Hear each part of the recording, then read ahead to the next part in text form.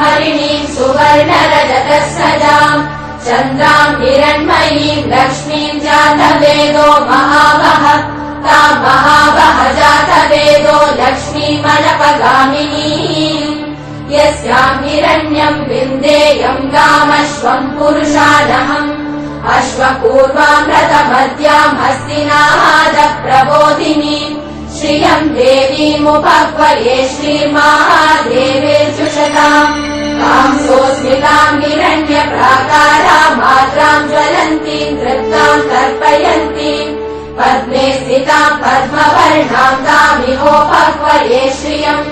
चन्द्राम् प्रभासाम् यशसा ज्वलन्तीम् श्रियम् लोके देवजुष्टामुदाराम् ताम् पद्मिनीमीम् शरणमहम् प्रपद्ये लक्ष्मीम् मे नश्यताम् त्वाम् वृणे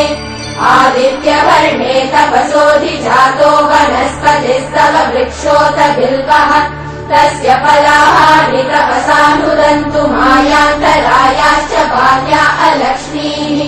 उपैतु माम् देव सखकीर्तिश्च मणिना सह प्रादुर्भूतोऽस्मि राष्ट्रेऽस्मिन् कीर्तिवृद्धिम् ददातु मे शुक्तिपासामलाम् ज्येष्ठामलक्ष्मीम् नाशयाम्यहम्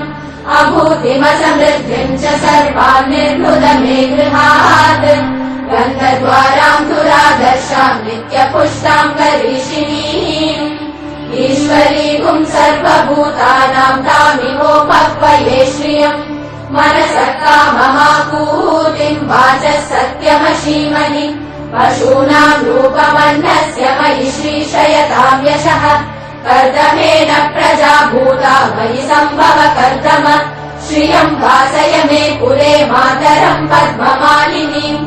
आपसृजन्तु स्निग्धानि चित्रीतवस मे गृहे निज देवी मातरम् श्रियम् वासय मे कुले आर्द्राम् पुष्करिणीम् पुष्टिम् पिङ्गलाम् पद्ममालिनीम् चन्द्राम् हिरण्मयीम् लक्ष्मीम् जातवेदो महावः आर्द्राम् यत्करिणीम् यष्टिम् सुवर्णाम् हेममालिनीम् सूर्याम् हिरण्मयीम् लक्ष्मीम् जातवेदो महावः